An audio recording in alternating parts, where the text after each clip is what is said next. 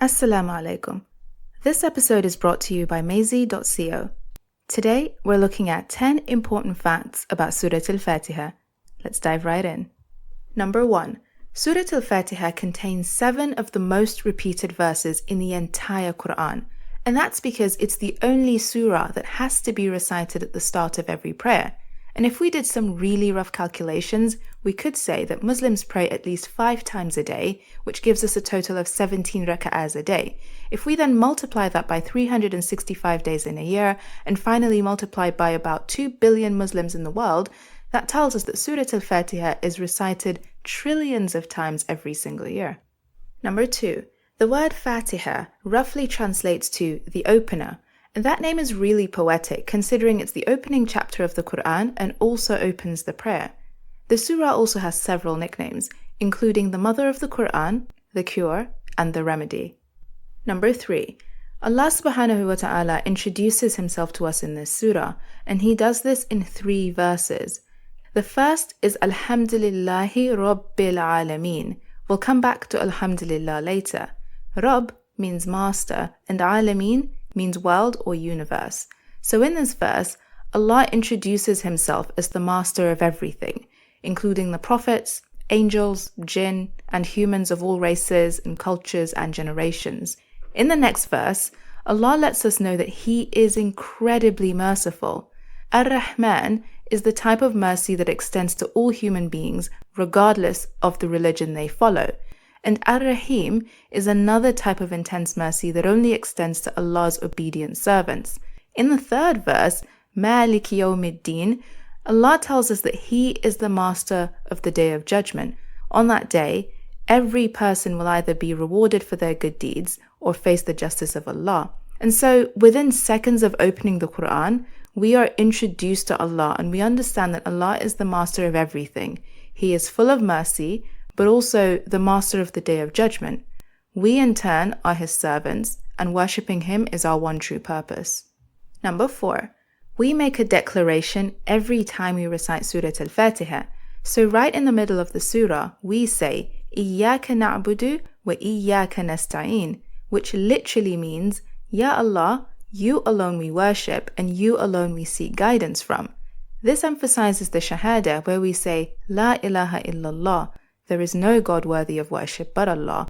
And so, in reciting Surah Al Fatihah, we're making that pledge over and over again several times a day. Number 5. Surah Al Fatihah stresses the importance of seeking guidance. In fact, the last few verses of the surah focus on guidance. So when we say, Ihdina Surat al-Mustaqim, we're asking Allah to guide us onto the straight path and to keep us on that path until the very end. In the next verse, Allah splits people into 3 groups. When we say, Surat al-Ladhina an'amta alayhim, we're asking Allah to guide us towards the path of those He has favored, such as the prophets and the angels. And when we say, Gayrul maghdubi alayhim, we're asking Allah to keep us away from the path of those who have earned His anger. This group of people earned Allah's anger because they had knowledge about Islam, but still refused to follow it. And when we say, Waladdaleen, we're asking Allah to keep us away from the path of those who are misguided or don't know any better. This shows us that Allah does not accept ignorance as an excuse. This surah shows us that even with the best will and intention in the world, we still need Allah's guidance to keep us heading in the right direction until the Day of Judgment. Number 6. AlHamdulillah, which is at the very beginning of the surah, means all praise and thanks are due to Allah. Hamd means praise and thanks, not just praise and not just thanks, both of which have their own separate words in Arabic. We only thank people after they've done something for us, and we only praise people if they've done something worth praising. Hamd is a powerful combination of the two that doesn't need a specific action to be given. The al in AlHamdulillah captures everything. We give praise and thanks for His greatness, His mercy, His perfection, His favors. It's not just for one thing, it's for everything He does and everything He continues to do. AlHamdulillah is also permanent. The word is structured as a noun, so we're not saying we give thanks and praise to Allah, we're saying praise and thanks belong to Allah, and they belong to Allah whether or not we give it. This is an important concept to understand because the word AlHamdulillah is also used frequently outside the context of the surah. Number 7. Allah subhanahu wa ta'ala replies to every ayah we recite in Surah Al Fatihah. So when we say Alhamdulillahi Rabbil Alameen, Allah responds, my servant has praised me. When we say Ar-Rahman Ar-Rahim, Allah responds, my servant has lauded me.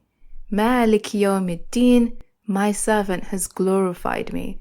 Iyyaka na'budu wa iyyaka nasta'in, Allah says, this is between me and my servant will receive what he asks for. And when we seek guidance in the final few verses, Allah again says, this is for my servant will receive what he asks for. So next time you stand in prayer, remember that Surah Al Fatihah is a one-on-one conversation between you and Allah, so try to slow down and give the surah the respect that it deserves. Number 8. Surah Al Fatihah is all about balance. For example, if Allah only tells us about His mercy, then we might become complacent. If He only tells us that He is the master of the Day of Judgment, then we might become so terrified that we lose hope when we slip up. The surah also balances knowledge with action. In the first few verses, we learn about Allah. With this knowledge, we take action by committing to worshipping Him alone and by seeking guidance. Number 9. Surah Al Fatihah was the first complete surah revealed to Prophet Muhammad sallallahu alaihi wasallam, who referred to it as the greatest surah in the Qur'an. Number 10. Surah Al Fatihah is a prayer, which is why we say Ameen at the end of it. It's a prayer for guidance, and the rest of the Qur'an is considered to be the answer to that prayer because it contains Allah's words which provide the guidance that we need. Those are our top 10 facts about Surah Al Fatihah. Let us know all the other wonderful facts you know about the greatest surah in the Qur'an.